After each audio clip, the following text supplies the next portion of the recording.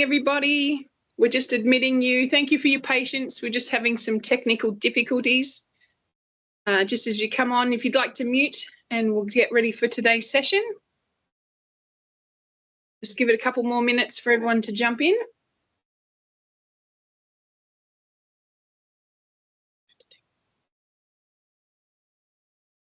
All right, how are we going? Got a few on. It's great to see you this morning. See a few names there. Hi, Jared. How you going? He's always got his camera on. I love that. If you're not shy, put your camera on. Thanks, Johnny. It's always great to see some faces on the other side. It's good. I am not Helen. Sorry. The Queen of Selfies is not here today. She's up at a leadership training a couple of days in beautiful sunshine of Cairns. But we get the pleasure, Georgia and myself, to host you today. I know Jared's shaking his head. Not good enough. I won't be able to do the Helen selfie as good, but we'll do our best. But it's lovely to have you all here today to today's mentoring. We are joined with the Alternative Board. We've got on the call today, we've got owner and master franchisor of 10 years, Claire Wilson, and she's also got two franchisees for us, Leo from Gosford and Louise from Sutherland Shire. So it's great to have you on board. Today we're going to have a great session on mentoring. It's a great topic. We all need it. We all want more mentors. We all want more mentorees. So let's hear from Claire this morning, and she's going to hand over and do her introductions. By the way, do just ask your questions along the way. We want this to be an interactive session today. So it's great to have you with us. Over to you, Claire. Thanks, Lisa. Okay. So thanks, everyone, for the opportunity to present today. We're really excited to be here and hope that the valuable insights that we'll be sharing today will really help each of you unleash the power of your team. So we're going to start in a moment with some introductions, both to myself and to Louise and Leo, who are here with us today, and then we'll go through a little bit of an overview of what we're covering, which will include some interactive exercises. So we really encourage you all to fully participate to get the most value out of the session today. Now, as we will be doing some exercises and be asking you to share during the presentation, while at the Alternative Board, we really value and put a huge emphasis on confidentiality, because we want everyone to feel very comfortable about being honest and open with each other without fear of how information is used. So we always say what happens in the room stays in the room. However, I am aware that these sessions are being recorded and they will be shared with the community. So when we're doing the exercises and we're asking you to share, please exercise your own caution. And while you may have noted some things for yourself, if you don't feel comfortable sharing those with the wider community, please just keep those private and don't share them. And don't feel free under any pressure to share anything unless you're actually comfortable to do so. We'll then be sharing some tips for how you can improve interactions with your team in order to unleash the power of that team. And those tips will come from Leo and Louise, the two franchisees that have joined me here today.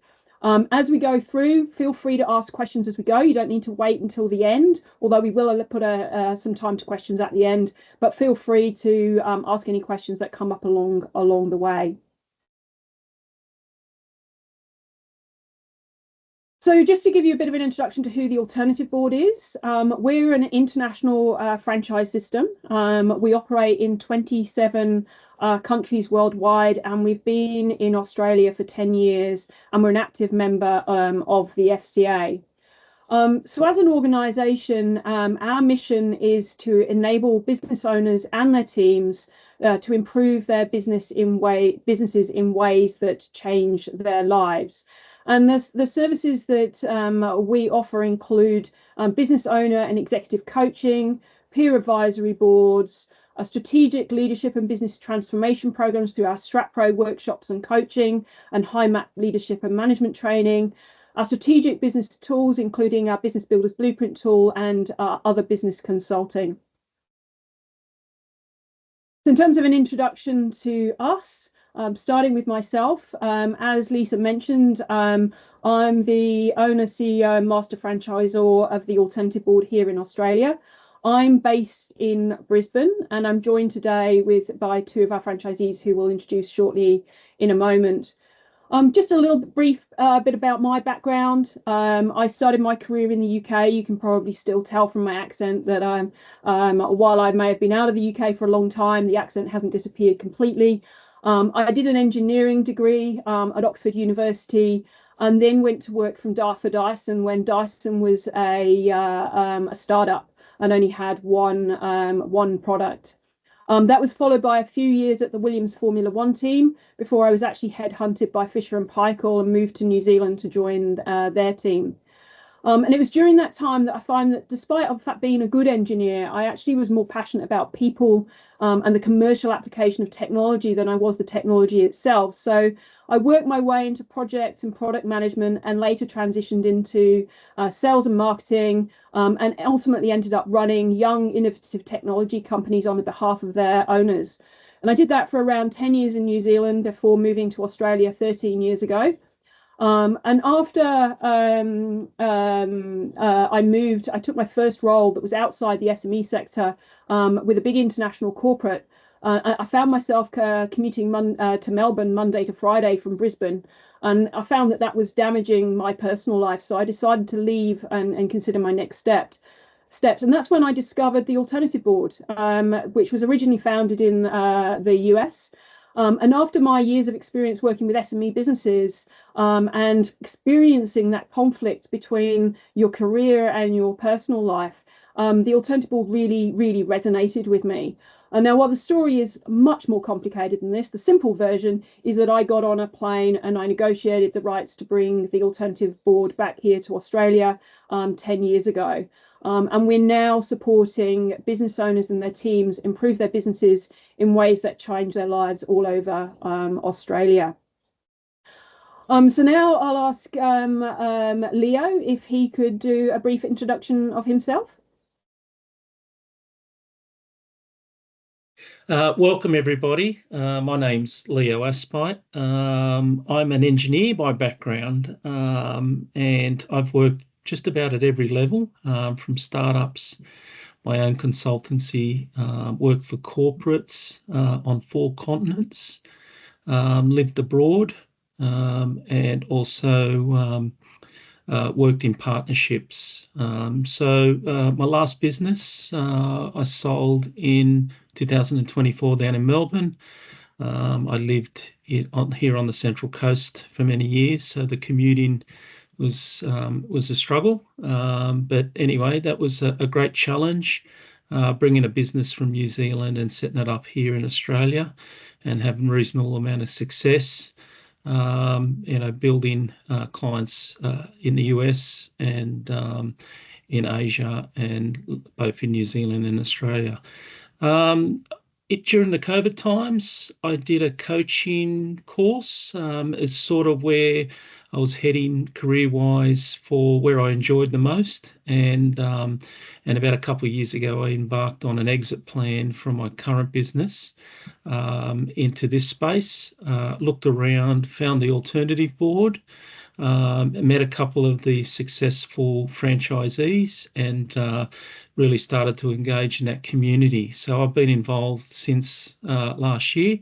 But as soon as I got involved, I went off and got married. So I really didn't start this business until January this year. It's really a great community. It's been a great journey. Really thoroughly enjoy helping other businesses. We run those peer advisory boards, and we work with all different types of businesses. And just there's a lot of joy in seeing businesses grow and prosper with their challenges, and it's just a great journey so far. Thank you, Leo. And I'll now ask Louise to introduce herself. Just in case Louise struggles a little bit, I'm just going to warn everyone, Louise has woken up today with a severe cough. So she has been keeping herself on mute so she doesn't disturb, but hopefully Louise will get through her introduction without a coughing fit. So over to you, Louise. Louisa's just had about half a dozen buttermenthols, so I'll be right. My journey into the alternative board is slightly different. I was the CEO and general manager of community-based services for 20 years. And when I was in a general manager role of a very large, one of the biggest disability companies in Australia, our role was to mentor and support smaller organisations to help them get up and off the ground and get their strategy done and their vision and their values and their culture and all of those sort of things. And so when I finished a CEO role, it was kind of a natural alternative. What I've really loved is working with smaller businesses, helping them to grow and diversify their business. Love strategy. And what actually attracted me to the alternative board was the StratPro program. It is absolutely amazing for that business transformation. It everything that was in the program was really appealing. Then looked more at the alternative board and went along to some peer boards and did a bit of work with one of our other franchisors in Sydney, and just fell in love with the peer boards. They're amazing. The tools that we have are incredible, but particularly excited about what Claire will be talking to you today with StratPro. It's amazing. Used it with some businesses and the change has been phenomenal. So back to you, Claire. Thanks, Louise. So,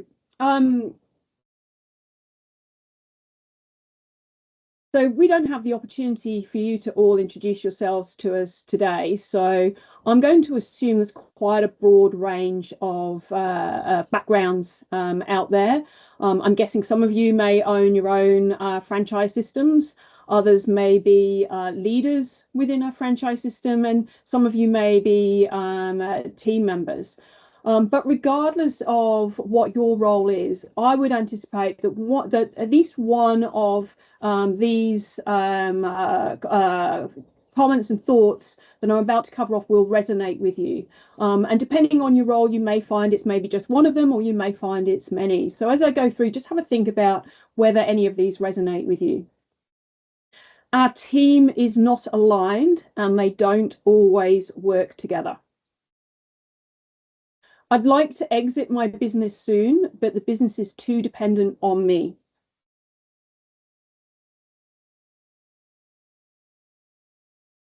We don't have a clear vision of where we are going. I don't know where I can seek help. Sales are flat and we can't figure out how to grow. I feel lonely in my business. So today, we're going to share some practical actions that you can take to help build team alignment in your organisation. And that's alignment with both the organisational vision and also with each other. The idea being that if you can unleash the power of your team to develop and execute a strategy into the business, you'll be better placed to actually bring that vision to reality. So we'll be looking at how you can turn challenges into growth opportunities, how you can move your business forward, how you can excite and engage your leadership team, and as a result, improve both your business and your life now.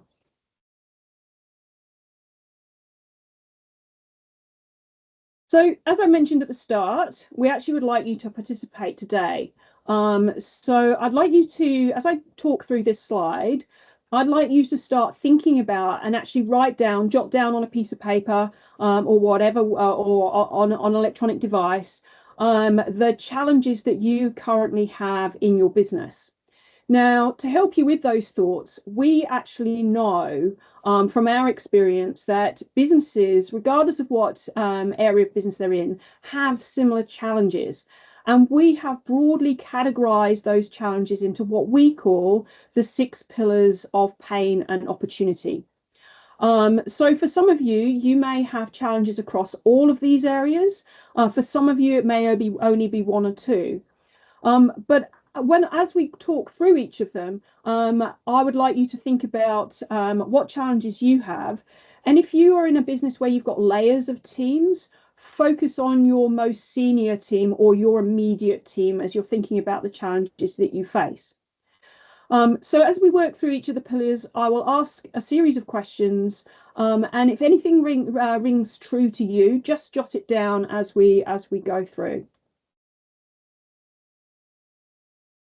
So if we look in the area of time, how well does your team manage their time? Are there certain people who are spending way too much time working below their pay grade or cleaning up other people's messes? Is there any serious duplication of tasks? Does your team get through the work you need them to, or there are always things outstanding? If you could free up more time, what would you have your staff working on? Do you have a lot of time waster meetings or conversations? Are you comfortable that time is being used to work on the business, or are you constantly being drawn into the business? So now if we look at the people pillar, ask yourself these questions. Have you got the right people in the right roles? Are they aligned with the vision of the organization? How is the culture? Are there any tensions in the team? Do you have the right number of people? Are you short on key roles? Do you have gaps in your team's skill sets? Is the structure right for your business? And would you employ your team again? In the area of money, are you happy with the current revenue and profit of the business? Are you too heavily reliant on a couple of key customers or contracts? Can you diversify this? Have you spent time working on sustainability and ensuring the work your business does isn't costing you money? Do you have enough cash to cover your costs for a few months? Have you reviewed supplier contracts or key expenses to see if you can rein them in? In the area of vision, have you defined the vision of the business? What does good or great look like? What will the business look like in 5 years' time? What about the structure, the revenue? And what will your role be? And how will it change? What will your life look like and how will it be different? And what would it mean if you didn't get there? And in the area of strategy, do you have a plan? How are you going to manage your team's performance? What are the critical success factors you need to work on immediately so you reach your end goal? Do your teams know what you want from them? Were they involved in putting the strategy together? And in terms of exit, do you have a time frame in mind for exiting the business? Do you have a succession plan in place for yourself and your key team members? What are you doing to keep your key staff engaged and committed to staying? It's important to truly understand the key challenges you have within your business, because any business will naturally focus on getting the easy projects or the low-hanging fruit done quickly, while quite often the more challenging and often more beneficial improvements lag behind. So what I would like you to do is, having gone through those questions, privately write down on a piece of paper what you believe your 3 greatest business challenges are that you believe your business has today. I'll give you a little bit of time to think, but I'm then going to invite you to actually share, if you're willing, share any challenges with the group that you're willing to share. Yeah, if anyone's got something that they want to share, please put your hand up, and I'd love to hear from you.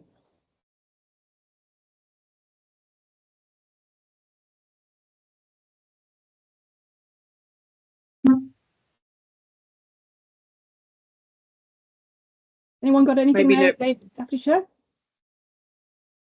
Maybe no one wants to be first. I'm happy to be vulnerable. That's fine. I think for myself, I'm not talking about my FCA hat. I'm just talking it as a franchisee myself. I think for us, we're at the stage, we've been running our franchise for 9 years. And I think we are looking at the exiting stage. So that's probably my number one at the moment. How do we exit this and, get out of it the best way we possibly can? Excellent. Fantastic. Thanks for sharing, Lisa. Anybody else got anything that they would like to share?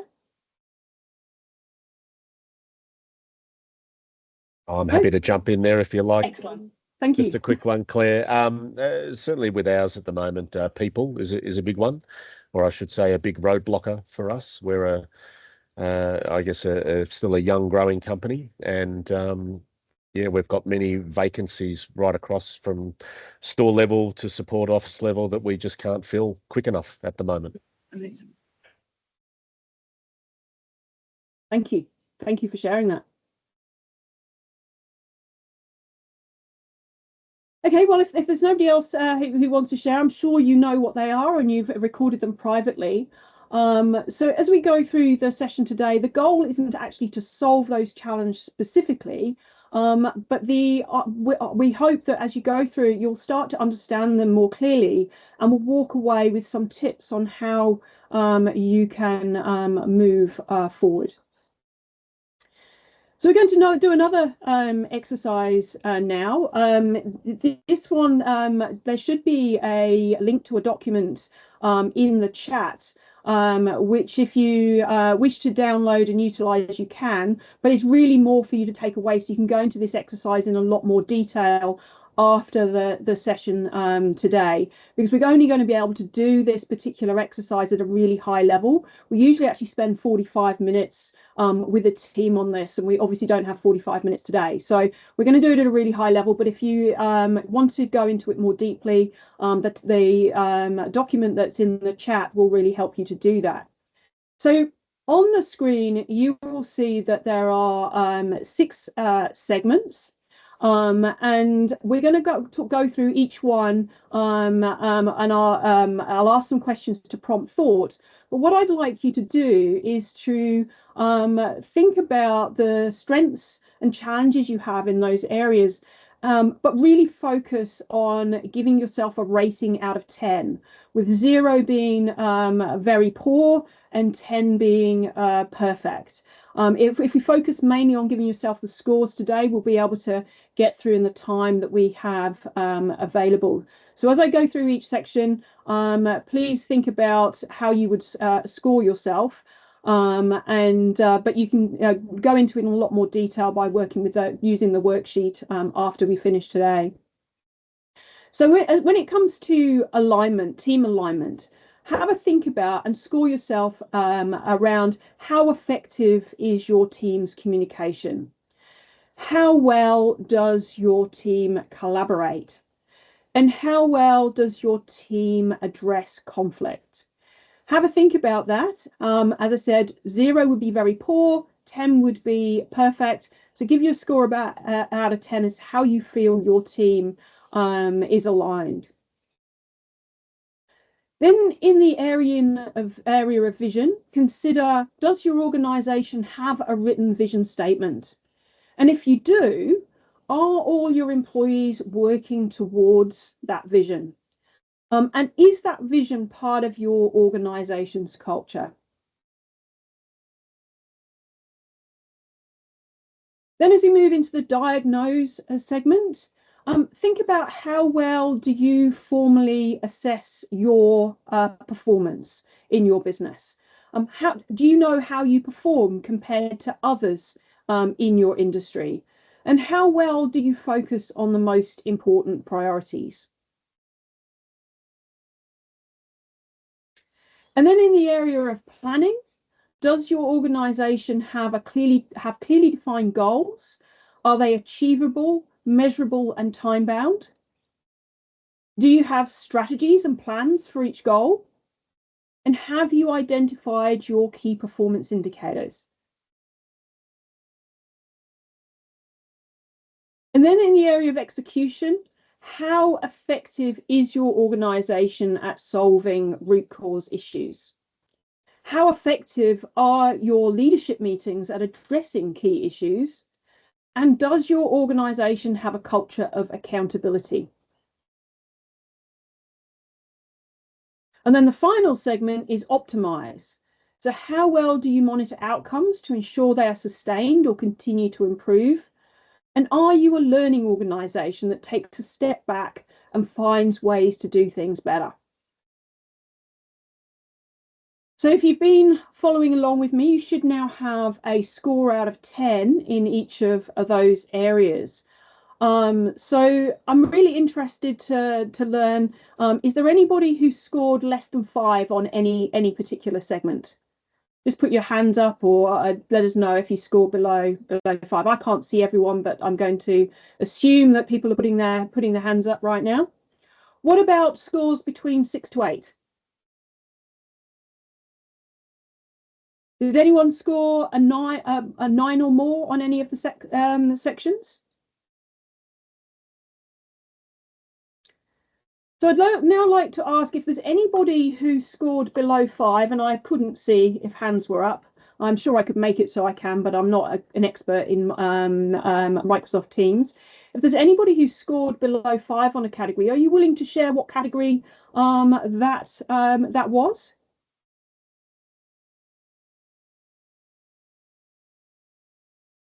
Anyone willing to share?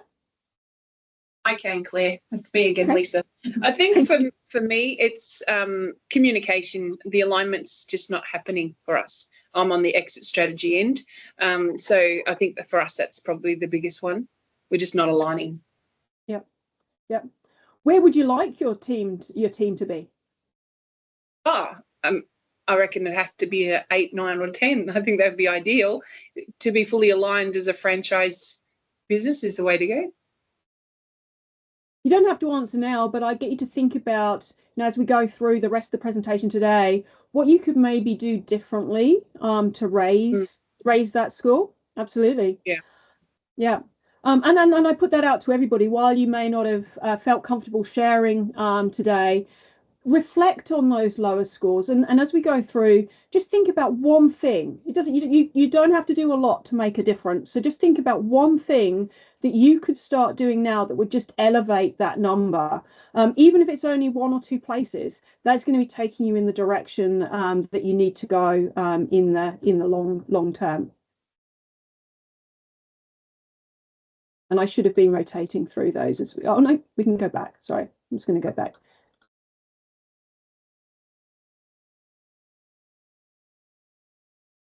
Okay, so what I want to do now is tap into the knowledge that we bring to the table through our franchise community. We're one short, unfortunately, today due to sickness. Mary wasn't with us, but Leo and, as you heard earlier, Leo and Louise have a wealth of knowledge.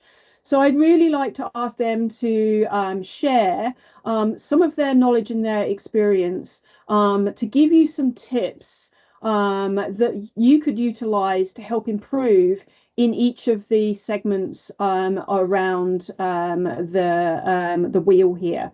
So we'll start with a line and work through them. So if there is an area where you got a lower score, if you could have a think about the tips that have been shared with you, and maybe there'll be something in there that you can take away today that'll really help you move yourself or your teams forward in your business.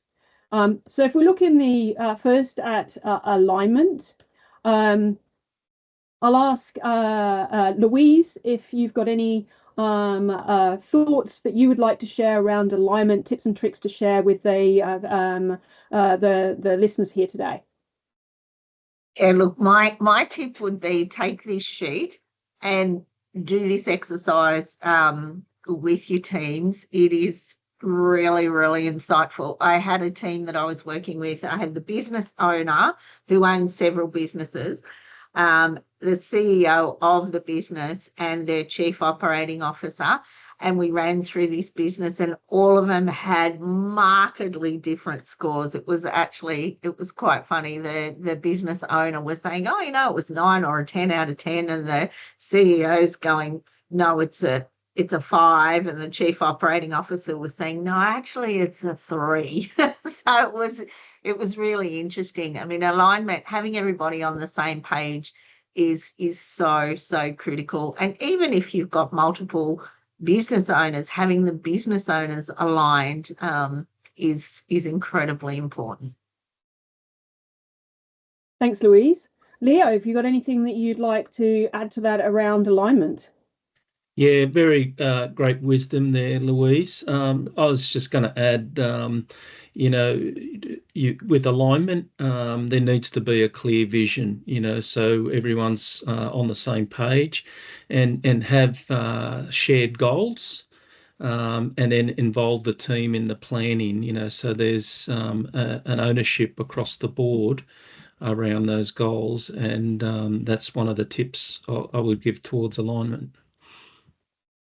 Thank you. Anything else that you want to share, Louise? Or oh God, I could talk for hours on this one. This is a huge a little one. bit of time. Yeah, look, really, I had a couple of business owners, two partners in a business that we did this exercise with, and when we started to talk about how well the team collaborated and how do they address conflict, they came from, actually there was three partners, sorry, and they all came from very different perspectives on how well the team collaborates, but they all absolutely agreed that they just ignored conflict completely, avoided conflict like the plague. They were all very into having everybody happy, but the reality was the team actually weren't very happy. So we looked at introducing some, conflict resolution training and helping the team to actually raise issues when they had a conflict. And it took a little bit, but we've now got a place where people are happy to have a bit of conflict, because conflict isn't bad. Mm. Out of interest, Louise, both those two stories that you just asked, before going through this process, did those teams think that everything was good and that they were working reasonably well together? Well, with the first example, there was 3 very different perspectives on how well the team were working. The business owner, who was pretty hands-off, thought everything was fabulous, even though there was some obvious things that I could see from walking into the business that he wasn't seeing. So, and the other, my 3 business owners who are in the engineering space, they knew that there was issues, but none of them wanted to rock the boat and address issues. So they were all just pretending that they didn't happen. So, yeah. Excellent. Fantastic. Okay, so we'll move into the next segment now, which is vision. So, Leo, have you got anything you would like to share in the area of vision to help provide some tips and tricks about how to get improvement in the area of vision? Yeah, just 3 simple tips. It's got to be kept simple. So make it clear and simple, so everybody's on board with what that vision is. Make sure that it's future focused rather than where it is today, somewhere to steer the ship towards, and connect to a purpose. It's really an effective way of moving towards a vision, is having a purpose-driven process. Thanks, Leo. Anything from you, Louise, on vision? Yeah, look, I'm going to take a slightly different approach. When we're looking at this section, one of the things that we look at is values and culture. With a business that I was working with, they were all very committed to the bigger vision. That wasn't an issue, but there was lots of, they had their clear values for the business, but there was staff that were not operating in line with the values. They were achieving what they needed to achieve, but they were not necessarily doing it so well. So one of the things that we introduced to make sure that everybody was behaving in the way that was consistent with the values of the business was actually to introduce key behaviour indicators as well as KPIs. Like we all know what KPIs are, they're key performance indicators, and we're very good as business owners for managing people for their performance and making sure that they get the outcomes. But having the key behaviour indicators there that were aligned with the values of the business, really monitoring that, managing people on that, holding them accountable to those key behaviours really made an enormous difference to the business. So we introduced that with all of the key roles in the business and got those staff to then roll that down to their direct reports. And we now use that as part of the recruitment. So we recruit on values as well as recruiting on performance. You know, what we need in a person to be able to perform the role, but what we need them to be consistent with the values of the organisation is critical. Excellent. That's wonderful. I like that way of looking at it. That's awesome. Mm-hmm. Excellent. Anything else to add, Leo, on vision? I just think it's just got to be clear and simple, so it can be communicated effectively, and it's got to be in everyone's face. So, you know, the leadership team not only understand it, but it's communicated well on a consistent basis to everybody, right? And it, like Louise said, the behaviours have got to match, be aligned to that. Excellent. Fantastic. We'll move now to the next segment, which is diagnose. So anyone got any tips and tricks to share around the segment of diagnose? Leo, anything to share here? Yeah, I'm from an engineering background, and there's a technique we used to use a lot in engineering, but it's very applicable to business, and we call it the 5 whys. You know, just keep digging deep into trying to find, you know, get into what the root cause of a problems are in business. But, you know, it's, I guess at a high level is really, you know, implementing a health check, you know, trying to work out what it is with something that's measurable, to give you an idea of where you're really at in this space, or where you're at in this business space. And then the other area in diagnosis is, you know, listen to the team. You know, some of those areas of concern are already known, like it's been said already, and just, you know, making sure that there's an audience there that listens to that. Louise, anything to add? Yeah, no, very true.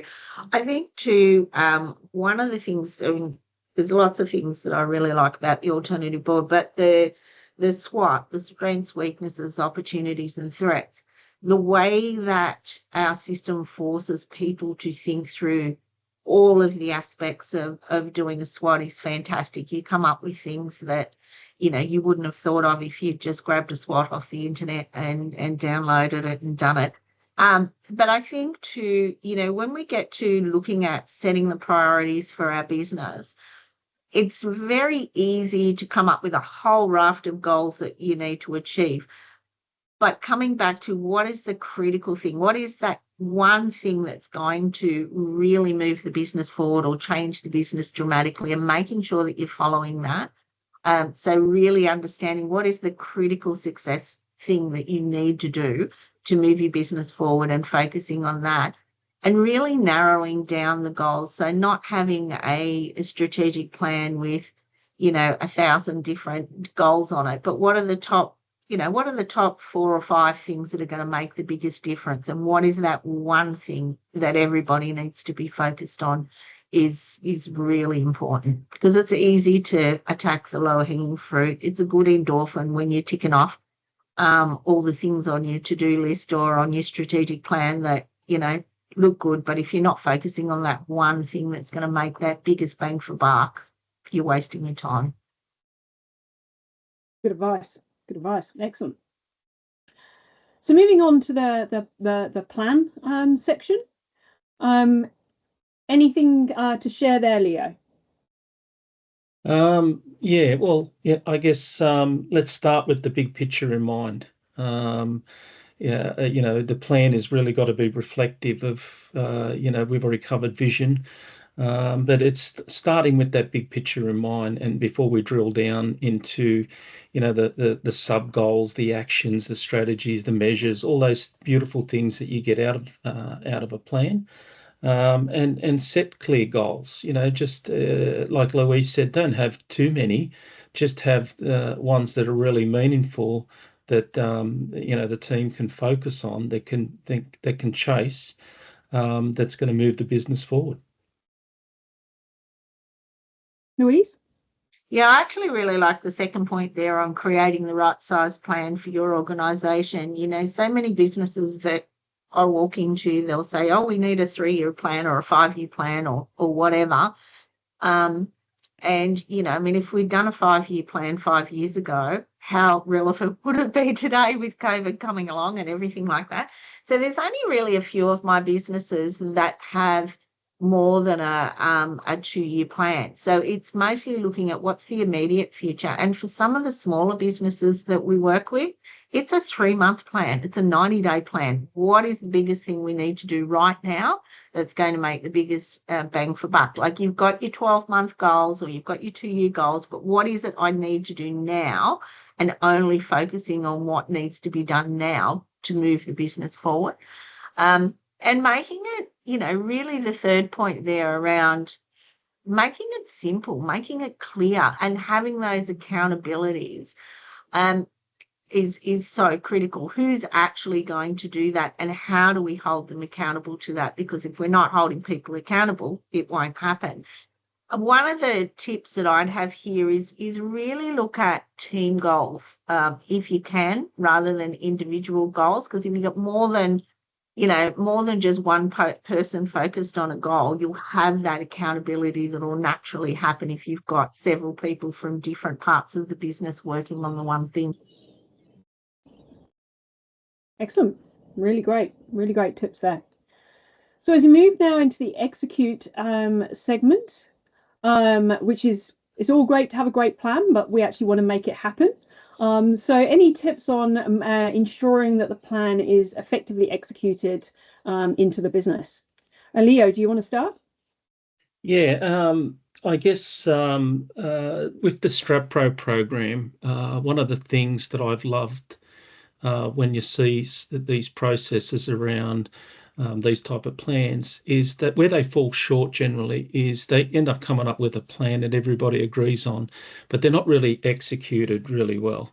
And that means, after the plan's been delivered and accepted and evolved, some of the team go back to their old habits and their old ways, So the execute is really, I guess, an important part, that it's got to stay it's got to stay well beyond the project of creating this vision, and that accountability becomes part of the culture going forward, delivering it. So the habits, all the things that have changed in the organisation, stay within the organisation as good future habits and as a mechanism of going forward. So yeah, that execution has to have that ongoing accountability, and then there's clarity of ownership. So who owns what in the execution part of the plan, and so you can be accountable if it's clear that who owns it, and it could be a team, it could be an individual, whatever that is in that journey. Thanks, Leo. Louise, anything to add? Yes. So I have one of my business owners that I work with, and they're a construction company, and they had a really big target this year of increasing their revenue by $2 million by December. And they had their meetings that they ran, and they've run them, their monthly management meetings or strategy meetings, and I now run them. So as of this year, I've come in and started running it, because what they felt when we were getting into the coaching and talking through, what's not happening, is that they found that there was a lot of excuses why things didn't happen when it was just done internally. So I come in on a monthly basis and run their strategy meeting, and nobody ever misses things that they are supposed to have done, because turning up to, having somebody else come in and facilitate it, they're not going to, make the excuses that they would make because they're, talking to somebody who's in the business and knows the chaos. They're having to front up to me to say, I haven't done it because I was a bit busy or whatever. And they are well above their financial targets at this, by now they're tracking to be well over $2 million increase in revenue, and they put that down to the accountability. And really, obviously, it links with everything prior to that. It's about having the right plan, having the right accountabilities, having the right critical success things, and monitoring the key things that need to be done. But just having someone external come in and facilitate it has been a big change for them. Excellent. Anything more to add in the area of execution? No? Okay. And then we move then into the final segment, which is optimize.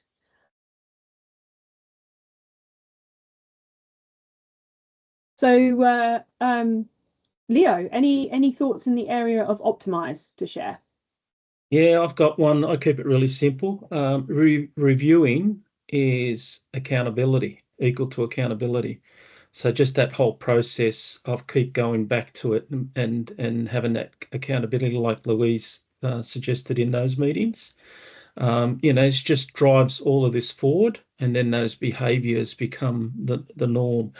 Out of that, you'll end up reviewing the roles, and that's, it goes back to the beginning where we started with alignment, reviewing the roles, streamlining the processes, and bringing the business into line with that vision, but and having that accountability across the board, and it's a happier team when this has been all delivered to a business in a team environment. And Lisa mentioned before about exiting the business. The key thing about exiting any business is is having all of these things in place and having those higher scores in this area to be able to exit the business successfully.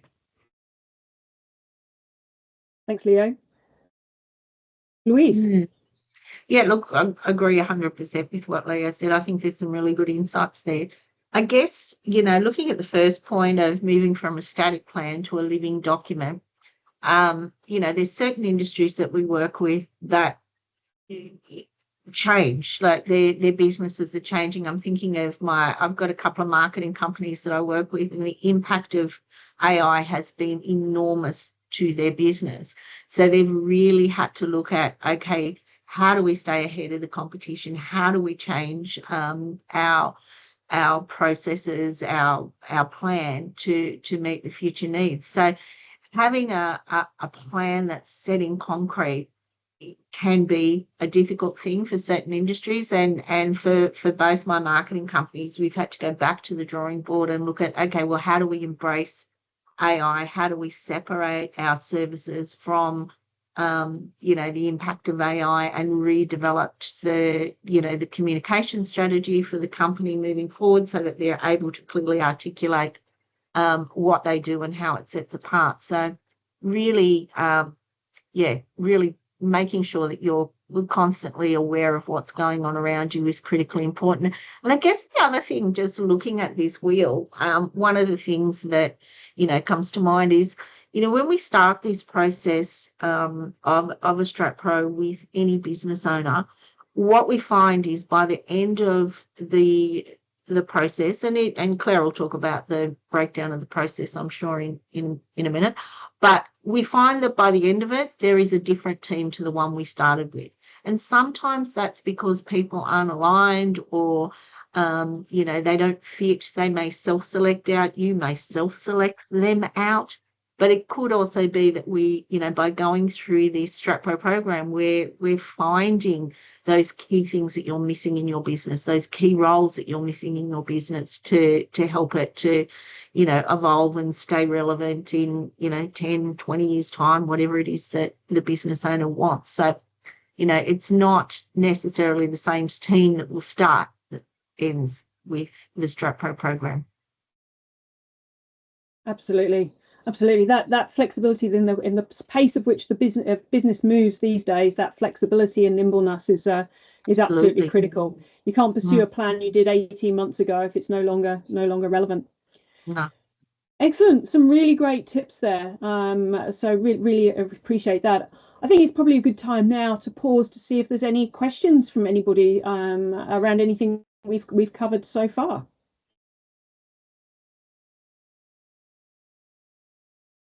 Any questions? Thoughts to share?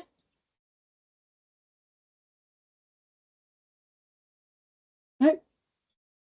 Okay, well, I guess I'll talk a little bit about sort of the next steps that you can take to move towards success in your business. I would recommend that after today, you do a little bit, go into a little deeper in your thoughts around your challenges, your strengths, and so on, utilising the worksheet you've got available to you in the chat. But what I'd really recommend is you actually get your teams together and you discuss what you've learned today. And along the lines of what Louise alluded to into the tips, it may be worth getting your team members to do that same evaluation and find out how aligned you actually are in your teams. Are you scoring each of those segments at the same level across your teams? And if you're not, discuss that, explore why you've got those differences.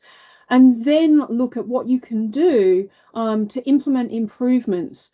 Now, as we encourage, you don't want to be working in lots of different areas at the same time. Most businesses just do not have the capacity to take on a lot of different projects at the same time. So we'd encourage you to really hone in on what is the most important area to work on, and then work on implementing improvements in that area. And then maybe in 6 to 12 months' time, doing the assessment again and evaluating where you are now. And you'll probably see quite some considerable change over that period, and you can refocus into the right areas. If you are interested in going into the process in a lot more detail, then we actually have a book that actually is effectively a handbook and a step-by-step guide to how you can unleash the power of your team. So if you'd like to have a copy of that book to help you go through the process with your teams, then please email me. I'll put up my contact details at the end. Please email me. We'll happily send you a copy of the book. You can also, if you're the type of person who wants an audio version of the book, so on, there are those available as well, but happy to send a book to anybody who would like to receive one so that they can actually take their teams on a journey and use this as a step-by-step guide. But I would also get you to consider utilising an external StratPro certified facilitator, because while this is a process, it doesn't need an external facilitator for you to be able to go through it with your teams.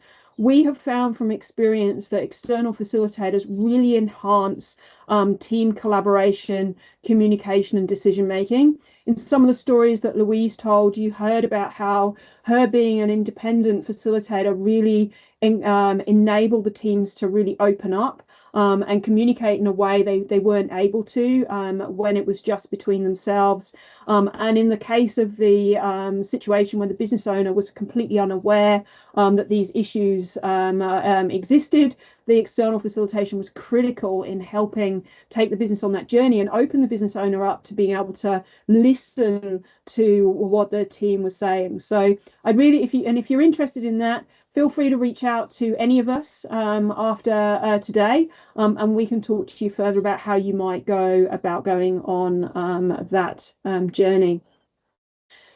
So as we come up to the end of the time today, I'm really interested to hear from each of you guys again.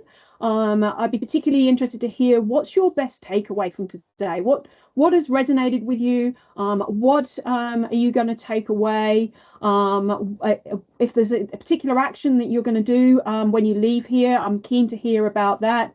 And if you think you're going to need any help, and I'm not talking about necessarily from us, but just help in general, whether it be from one of your team members to achieve your next steps, interesting to hear about that too. So if anyone's happy to share their best takeaway, I'm really keen to hear from you and what you're going to do to take your business to the next level.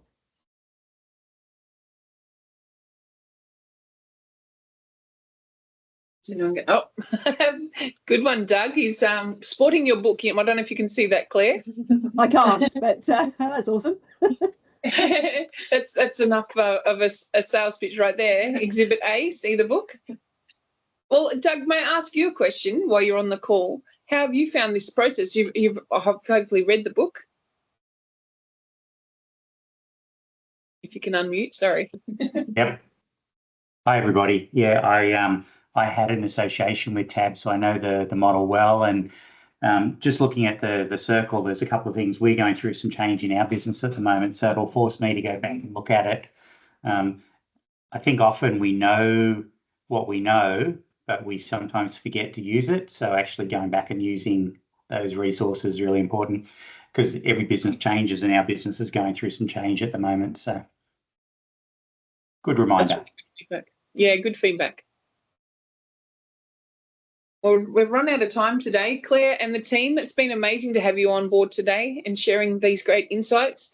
I think it's amazing strategies, but you've also got great resources that people can get their hands on. So thank you. Yeah, put that screen up. That'd be great. So there's some contact details. We'll also send this out on an email with the recording, as well as the link, the actual, what are we calling it, the survey that you can fill in and have a look at as well. I'm certainly going to get my hands on that book. And thank you again so much for your insights today. Appreciate it. We've always got to be open to learn and keep growing. And like Doug just said, our businesses are always evolving. You've actually got to keep growing with it. So thank you very much for your time, which brings me to our next mentoring session. We're going to put that up on the screen for you so you can see. Collective Wellness Group will be with us doing a session on the 26th of August, same time, 12 to 1, and we'd love to invite, you can bring in your teams along, let us know. Operational excellence, that's a huge topic and be great. So it's great to see you all there. And with that, thank you very much for the team. Thank you very much for being here, and we'll see you next month. Have a good one. Thanks very much, Lisa. Thanks, Claire. Thank you. Bye, everyone. Bye.